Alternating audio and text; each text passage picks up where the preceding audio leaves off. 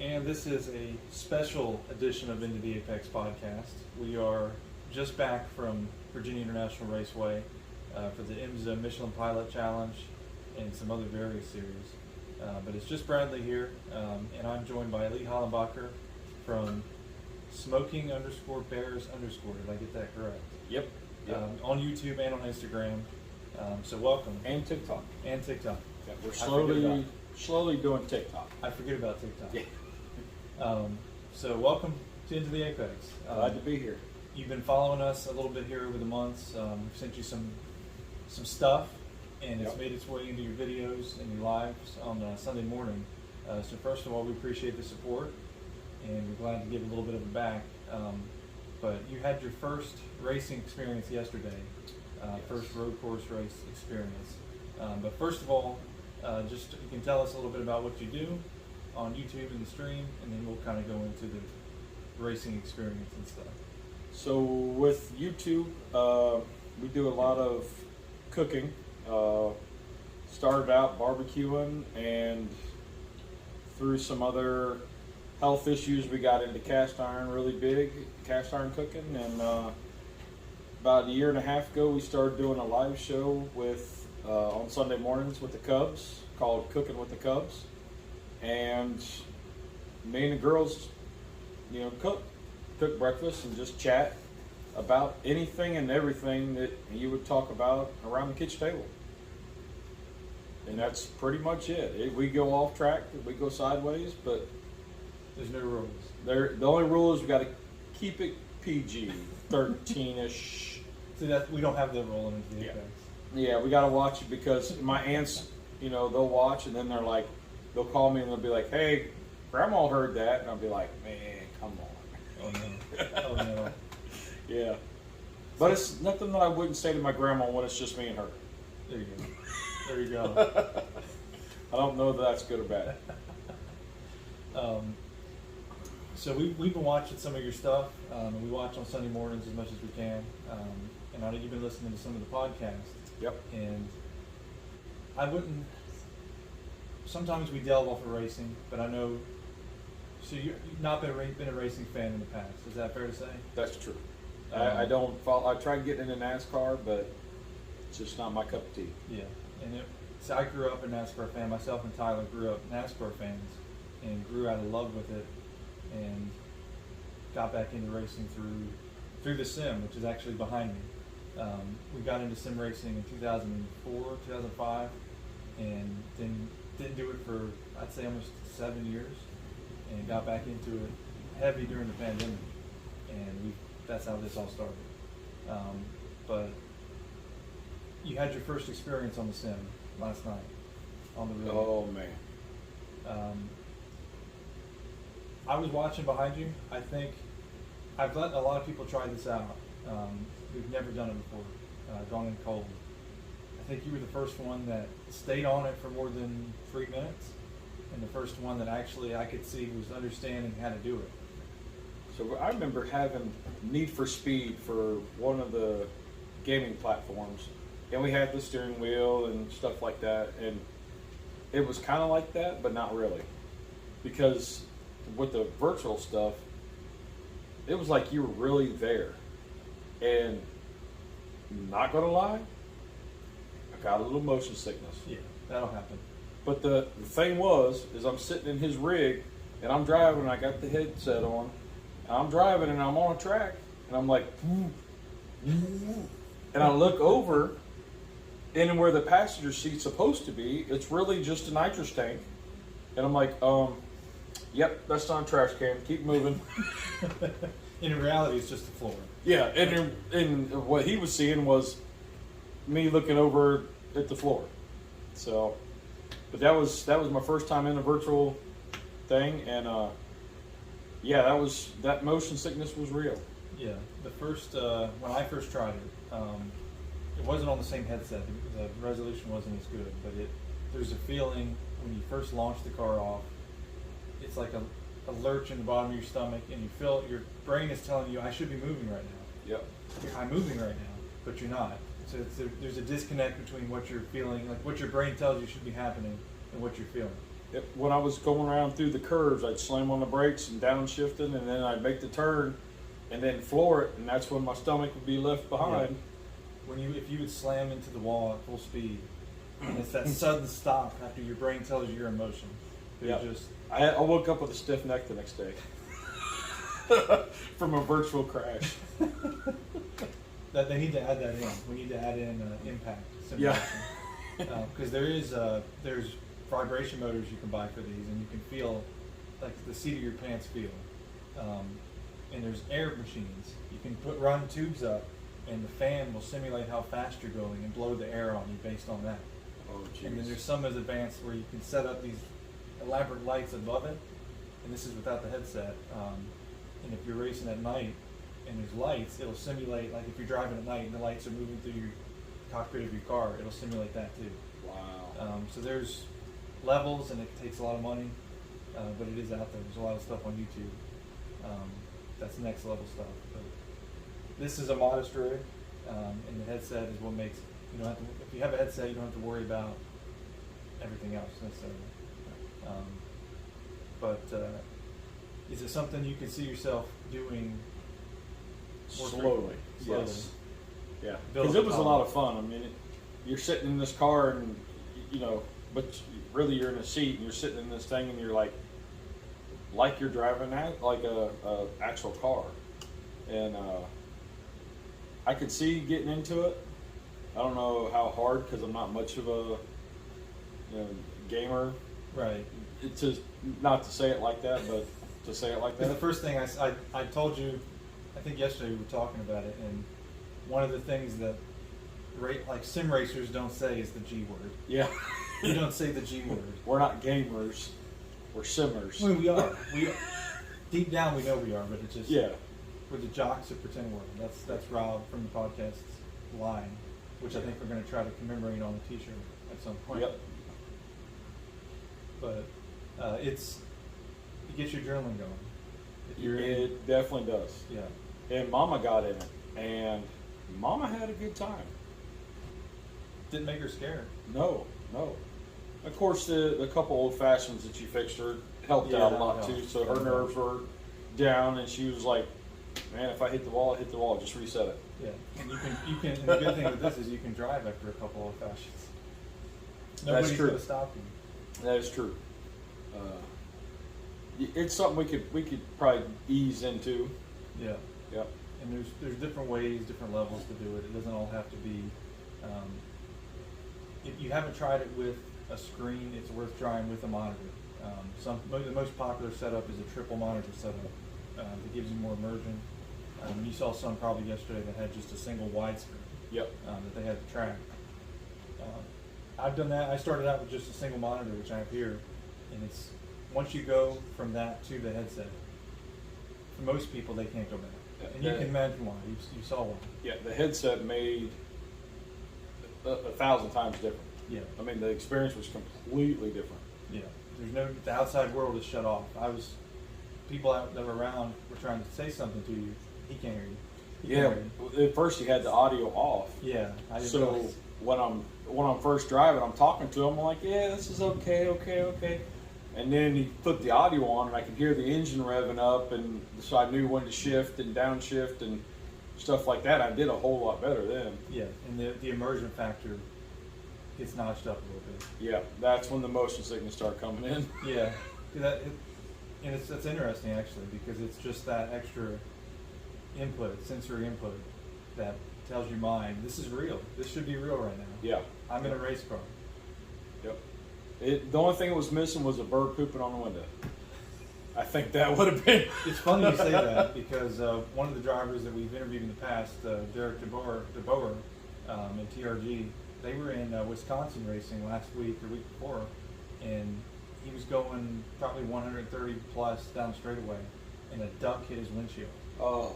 And smashed it open. Which I think if they crack a windshield, the car has to be retired. So he had to be retired, and the reason was he hit a duck on the Jeez. track.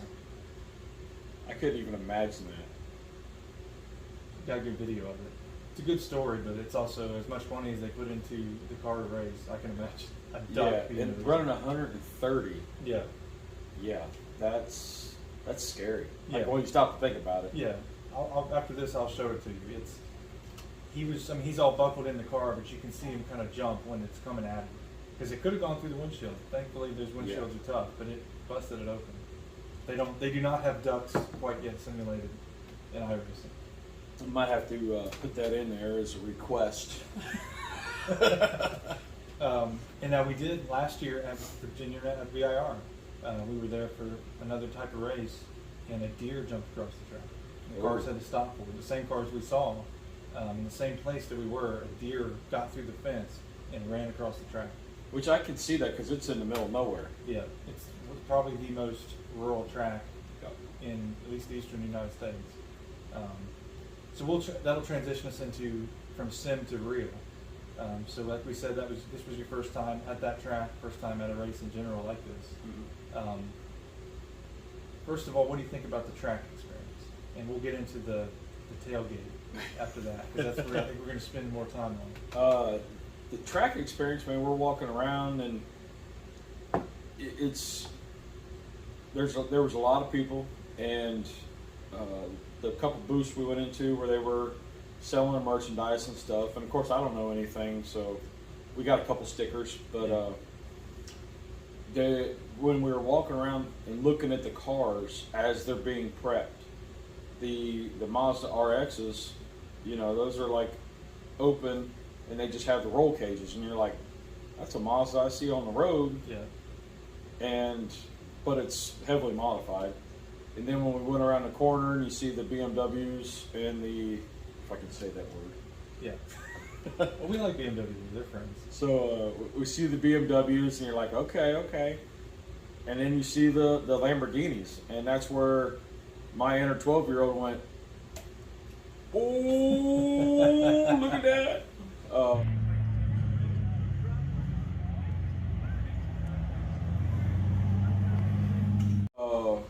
Because I remember growing up dreaming about having a Coutage, and the Diablos, and you're just like, wow. And you're seeing these right there, about 10 feet from us, about got hit by a couple, which was even better.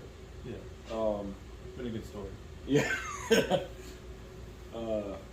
Seeing that kind of stuff was just mind blowing. The open wheels. Yeah. They had the front clips off, and they were working they had the back clip off, and they were working on the engines and the tires. The whole tire setup with the track, the Michelin. Yep, the Michelin track, and that was pretty cool. A lot of stuff that we wouldn't think of that you see the car haulers on the road, and here's these double deckers. They're loaded with 4 or 5 cars, plus all their tools. Yeah. And you're like, wow! And they had them opened up so you could see what was going on inside, and that was pretty neat. That was really neat to see.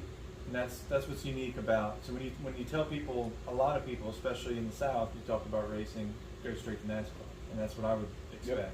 Yep. IMSA and sports car racing is not as well known. Obviously, it's not. There was a lot of people there, but it wasn't as much as a NASCAR race, and it probably never will be. And that's the way we like it, in a way. Yep. Although we like to share it. But there's the openness of the garage, which they call the paddock down there. You can walk up and do everything but touch the car. I think they probably frown upon touching the car. Yeah, we didn't walk underneath the tents. I mean, we just kind of walked up, and it was kind of like looking and stood in line to take pictures. Yeah, and that's still just being around there. The action, you smell everything down there. Yeah. It's something you don't get in NASCAR without paying hundreds and hundreds and hundreds of dollars. Yep. We walked down there by pit row, and I mean, we're 10 yards from it because of the fence, and you're 10 yards from the car. Yeah. And that was pretty cool. Yeah, it's a unique experience. But the other side of that too is the tailgate. Yes, that's where I come in. Yeah. He was really excited to tailgate, because when you guys go, right, your tailgate is.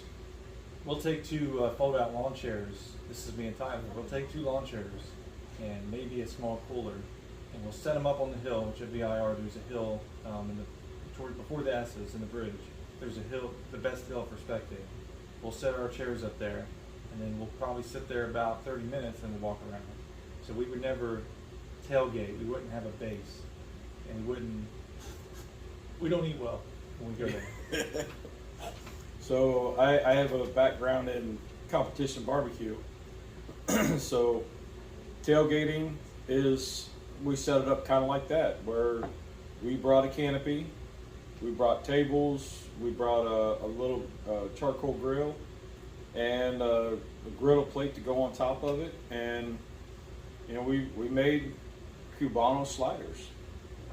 Something that you don't get at a track. You're not going to go to food trucks. I only saw an ice cream truck. And it disappeared after midday. Yeah, so we went looking for it, and it was gone. The hottest part of the day, and it's gone. So we had a cooler full of food. We had a cooler full of cold drinks, and some non-alcoholics and some alcohol. And we had our chairs set up. We had shade, which was a big thing, and a little speaker for radio. So we had a base camp. Yeah. And you could get out and walk around. We sat right there in front of the track, so when you see them coming around the turns, and then they zoom right in front of you, and you could watch them disappear underneath the bridge. We had a real good setup. Yeah, and as far as my racing experience, we did a little bit of that in New York, but none of that was our own. So we were kind of jumping in on somebody else's. And we talked a little bit about it then, and as we walked around, you could see the various levels of how people are doing. Yep. With their setup, and there's some really next level setups that you'll see, and then there's some very basic, straight from the beach setups. A lot of what we saw were the next level. They had like a remote campsite, so they backed the truck up to the line or the roped off area, and then they would unload and set up a tent because they're there for 3 days. Yeah. So they're camping, and then they would have down in front of them, by where we were at, was where they had their setup. Yeah.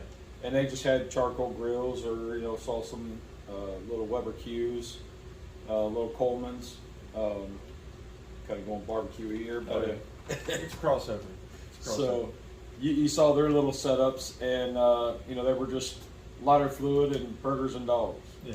And we're throwing down Cubanos. Sliders, didn't see anything like that. No. But a lot of tailgating we always try to do something different. Yeah. And if I could bring out a drum smoker, it wouldn't fit in the car, but if we could, we would. You probably have people gathering around. That's the thing. If there was a possibility of kind of doing a bigger party, yeah, we would definitely throw down some pulled pork sliders, tacos, or something like that, roast some chickens. And there's, I will say, VIR is a nice track. The camping setup, the tailgate setup that's available there is not as good, I guess I would say, compared to the biggest ones I saw were in Atlanta. Michelin Raceway Road Atlanta, it's a mouthful. Michelin bought the track. The setups for that, which that's a 10-hour race, that's the last race of the season coming up in October 1st. Some of the camping setups that we saw there, I've never seen at a race before. I mean, you're talking a full bar set up outside. Mm-hmm. You can tell these people have been going to this race for decades, and they built this setup and they just have it ready to go. Some of the campsites look like you could live there full time. Yep. Some of the things we saw, generators, solar panels, all that stuff is there. Yep. And it's basically a living room outside is what we saw there. Which we see that at our barbecue comps. Really? Yep. So normally when we go to the comps, we have about 3 canopies set up, and we have coolers. You have basically everything you would need for an outdoor kitchen set up right there. You've got your smokers ready to run for the comp, but then you have a charcoal grill or something off to the side to make lunch, a little camp stove, something to make lunch, and you're set up there for 2 days. So you're camped in, yeah, basically. You're camped in, and then we have a cot, or we sleep in the truck. We'll throw the seat back in the SUV and taking out there. I mean, it's nothing. It's not unheard of to sleep in your chair. And that's and we talked a lot about that, the various ways of settling into the track. Yep. Camping there is a big one. Staying the whole weekend that's the next step. The big thing that I can recommend is a portable wagon. Yes. Because when you think about wherever you park, like if you think about, I'm going to the last parking spot at Walmart, and now you got to carry all the stuff, the cooler, the chairs, a canopy, all, you know, everything that you would need, all the way up to the back end of the store, to walk around the store. That's a long walk. So if you have a wagon, one of them little fold-up wagons, we have the bigger one, and it made the difference. Cooler on wheels. I had a toolbox that I've converted into like a chuck box. It's my barbecue box that I kept all my cooking stuff in. So, and it's on wheels. 3 of us wheeled something, and that was it. I was gonna say, and it was a decent little setup that we had, and takedown, put up and takedown time was 15 not that minutes. much. Yeah, not that much for the way it was set up. I mean, fully settled in for the day, and then all of that came down very quickly. Yep. The canopy went up, and because of where we were sitting, they put one side panel up to help block the sun. That took the longest to set up. The side panel. Yep. Putting the side panel on. I mean, the canopy went up really quick, but putting that one side panel up probably took them the longest, because the girls don't do it that often. Yeah. So our next race is in Atlanta. Somewhat. I know some of the other guys are going. It's kind of loose right now for myself, but that's the next race. I think the challenge for myself, and I'm going to push the challenge to everybody else, is we need to try to do this there and see if we can do it, because we've never done it. It's not that hard. I mean, you saw how easy it was. I take notes, and I write notes to make sure I have my list of what am I cooking, what do I need to cook that, and then I break it down as far as, you know, spices, any kind of like butter, oil, breads, you know, if you're making sandwiches, whatever it is the recipe is going to call for. And then what utensils will I need? Because that's a big thing. You might go with just tongs and you're like, I need a spatula. You know, or, you know, so you got to make sure you have the right utensils. And I make the list of how I would run through the cook in my head. How would I do that? Make sure I have charcoal. Make sure that I have a way to light the charcoal. You know, not lighter fluid, but like a little tumbleweed, or then you got to have a lighter. You know, just a cigarette lighter. Pick them up, you know, $1.29 or whatever. Have a couple of them laying around. You know, and just go through the whole list. And foil, parchment paper, because you don't know what what are you serving your sandwich in? You know, I had those little paper boats. Yeah, like restaurant style. Yeah, like to-go style. Yeah, little paper boats, and those were perfect. And you want to minimize the cleanup. Yeah. So you're thinking, I need plastic silverware, I need plastic knife, you know, or if I'm cutting something and I don't have a way to wash it right away, I need to be able to wrap it up, put it in the box, so you don't contaminate the whole box. Yeah.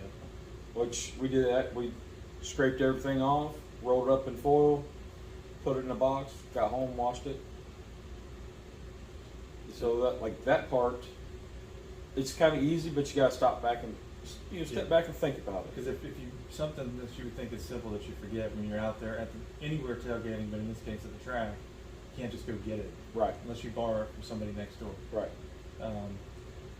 So I'm going to embarrass one of our team members right now and tell you this story. We went to the Indy 500 this year,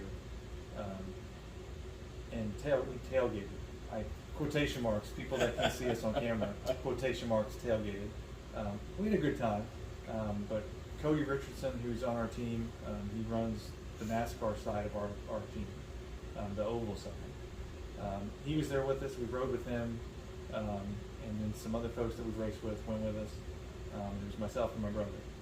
And our plan was we're going to get there early to the track because there's 300,000 people, and we're going to make breakfast, kind of like we did this morning. We're going to make some breakfast sandwiches, or make some like a plate of breakfast. So he had eggs, bacon, some sausage, I think, just everything you want. And Cody brought, I think he was a hot plate or something of that nature, and but we didn't have anything back up. It was, I guess, it was an older plate or something. He had a converter for his car to operate because he was driving, it's a Mazda 6 or something like that. Plug it in. As soon as we plug it in, something blew up. I don't know what happened. Plate is dead. We have a cooler full of breakfast food, and we're starving because we got up about 4 o'clock, 5 o'clock in the morning to get to the track, and still waited in traffic for about an hour to get in. And then we were parked, and we were stuck because there's 300,000 people pouring in right behind us. So we had to rely on the people around us who had next level setups. We've been doing it for a while, and thank goodness they let us use their little Coleman that they had. But that was one of those where we were not prepared. We did not bring non-perishable food. We did not bring backup snacks of a bunch of any kind. We had alcohol, and we had that breakfast food that was not cooked. And it was almost a disaster because there was nothing else. Yeah, on my list, I write snacks twice. Yes. We didn't, because that race started at noon, so we were prepared just to eat breakfast and go in. Yeah. And we were going to be in trouble. So I'm also diabetic, so I have to keep up on eating. So snacks is always an important thing, whether it's a box of granola bars or something like that, just to keep in the cooler. Something you got to have something to keep you going. And when I write my list, I have on my shopping list what I have what's in the pantry that I can take, and then always snacks and snacks. You can't have enough snacks. And as we saw yesterday, the ladies were snacking all day long. You know, they were eating grapes, they were eating pretzels. You know, they were healthy snacks. Yeah. I didn't actually know we had those in there. Those have been good snacks. Good, well, you kept hydrating snacks. You kept asking somebody to get in the cooler for you, so you didn't see it. And that's essential, especially a lot of these races. Our pastime, myself and Tyler's, is we'll walk around. And yesterday we stayed still, and actually I enjoyed that because one, you're not as exhausted at the end of the day, and then it's that whole in-camp mentality, which I like. And when it's 100 degrees out, you Yeah. don't want to be out getting sunburnt and all that, and it's just nice to be able to sit and just relax. Yeah. That's when you enjoy the little things. Yeah, and we talked yesterday about a little bit about that, because I know you talked about the barbecue competitions and how sometimes it's not even about the thing that you're there doing. Where the race is happening behind us, but we're also just people just hanging out. And talking. Shooting the shit.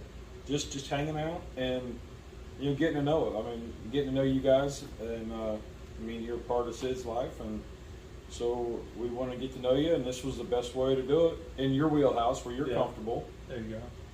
Doing something that I'm comfortable with. Mama's enjoying it. She's got a cold drink and she's sitting in a chair hanging out with the kids. There you go. So it's a win-win. And we got to see each other's, in their comfort zone. Yeah. Downside is now I think I set the bar a little high for you. Yeah. My racing experience has to be at that level. Yeah. At least an easy up. But I at least need an easy up. Everything else can build. The easy up and a wagon. Yeah. Those two things. And stuff to put in the wagon. Yep. And I'm sure once you come by the house, I can, we can walk around the bear cave and help you out a little bit there. Yeah, supplies are needed. Yeah. Supplies are needed. And that's, we talked about that. We did a show from Watkins Glen, New York, where we did camp that weekend in a tent. And we had Bruce Perry on, which is he is the director of our endurance program, all of our 24-hour races and all that. He organizes the team around those events. And he's been going to those races a long time. And one thing he mentioned is each time you go to the race, or do anything like that, but each time he goes to the race, You look at other people's setups. I'm gonna get that next year. I'm gonna do this next year. Yep. And you just build and build and build. Yep. So this is year one, as far as I'm concerned. My buddy Rusty and I, when we were doing comps, we didn't know what we were doing to begin with. We got into it, and we would see people's setups, and we're like, oh, I need lights. I wouldn't think that, I got a headlamp, that's what I use at the house, right? Well, no, you get these nice lights, they clamp on lights for $6. You put a 100-watt bulb in it, boom. Now you're set up. Now it's like a kitchen. Yeah. Something that, little things. And then you see, oh, you got a Bluetooth speaker, but then it dies after 6 hours. Do you have a backup speaker? Do you have a charger?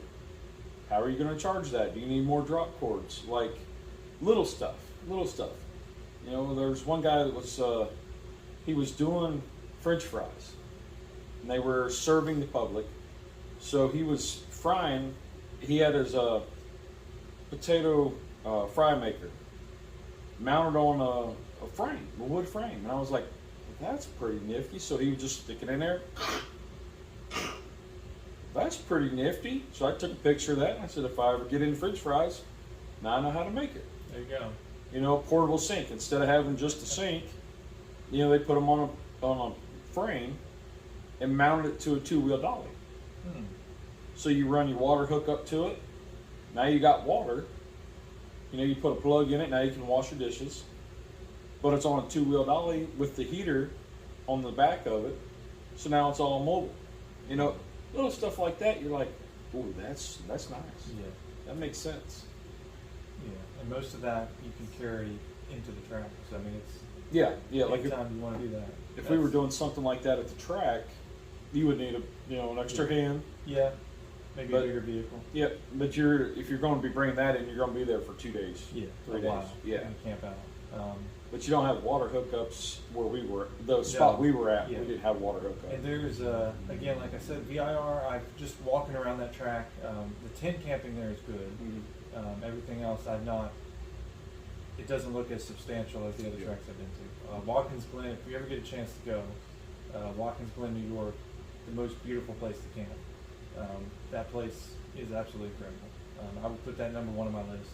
The setups in Atlanta were better, but the scenery and the experience in New York was top notch. I was surprised there wasn't more trees in the, Yes.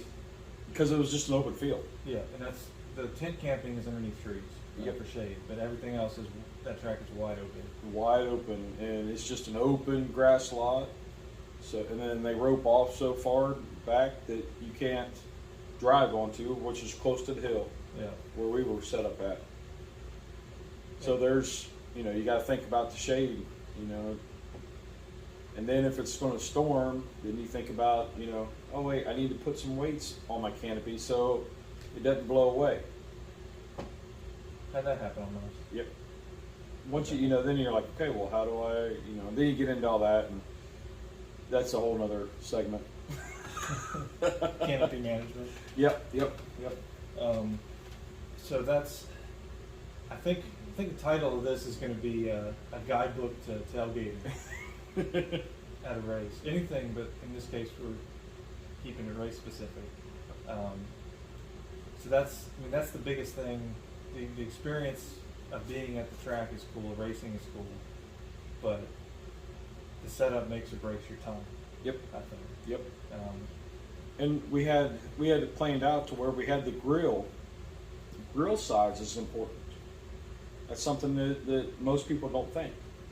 You go buy a $40 grill from Walmart, and it's about yay wide, and what are you cooking on? The guy in front of us, he did 3 packets of bratwurst, and that's it, and left the charcoal burning. And I was like, wait a minute. That's something you don't do. There's not really a right or wrong way, but space-wise. Yeah. So if I was packing it in my car, and I'm thinking, I need to take a grill, but do I need that big a grill for what I'm taking? If I'm just doing hot dogs and hamburgers, and there's only 4 of us, I don't need the big 22-inch kettle grill. Maybe he's compensating for something. It could be. But it was just one of those where, as a barbecue guy, I'm kicking back and I'm going, and I'm watching this guy, and you know he throws his charcoal in, douses it in lighter fluid, lights it, and within 5 minutes he had his meat on. You hadn't even burned your. I don't grill a lot. I know that's Yeah. a mistake. You don't even have that right. that stuff burnt in your coal lit by then. Yeah. So by the time his brats were coming off, would have been the time I would have been putting them on. Yeah, and that's so. I did do that a couple times when I first tried the charcoal grill. I thought it was like a gas grill, and I'd light it up as soon as the fire would die down. I'd throw everything on, and about 30 minutes later, I was checking the burger, and nothing happened. Yep. It took me a long time to realize you have to let it get hot over time. Yep. Because I would still try to cook on black coals. It just wouldn't. You're not cooking that. Yeah. So just that kind of size and how everything's going to fit in the car to pack. That's the big thing, because you got a smaller car. Yeah. And there's no way all that stuff would have fit in your little car. No. For the 6 of us. No. But if it's just 2 ends, you got one cooler, but you can get a cooler size to fit what you're going to pack in it. You get a small little 14-inch grill and a bag of charcoal and a place to put your spent charcoal. For me, that's the thing. I never have thought about how to manage that stuff. And a lot of people don't, and then they'll just take that grill and they'll dump it out there on the grass. Yeah. Or they'll go to the trash can and throw it in the trash can. Which we saw in Watkins Glen. We saw a trash can on fire. So, think about that.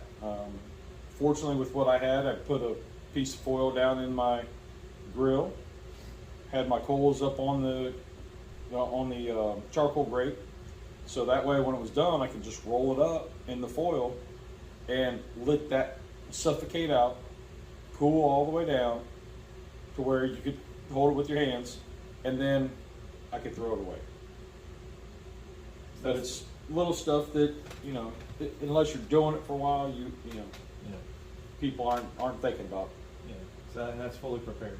Yep. Ready to go. And I think the track also appreciates that. Yeah. I don't know if they would care for dumped out charcoal in their grass. It seemed like the fire department had their hands full. Yeah, they were busy. We saw Security a was busy too. Saw a lot of ambulances running the track. Yeah. Coming by us. So probably heat exhaustion and strokes and stuff. Yeah. But I'm glad you got to go to a race. On behalf of everybody on the podcast, we appreciate your support of the show, and we'll try to return that in kind. And we'll definitely have you back on. We'll get you in remote. If we can get that set up, we'll get you in with everybody else and do some more spots. And hopefully next year, next IMSA season, or IndyCar, have to see IndyCar. Okay. We'll have you back out there in tailgate. That'd be awesome. And we'll get more of the crew out there as well. And so we'll be back down the road with you. Alrighty. So that is ljhollenbacher. It is smoking _bears_ on YouTube, Instagram, and TikTok. Yep. So check it out, and we'll link it as well with the show description. So on behalf of everybody, thank you for joining us. All right, everybody. Bye. All right, that was 40 minutes. That was quick. Yeah. You guys did very well. Look at you We're guys. professional media people. You're famous. Professional media.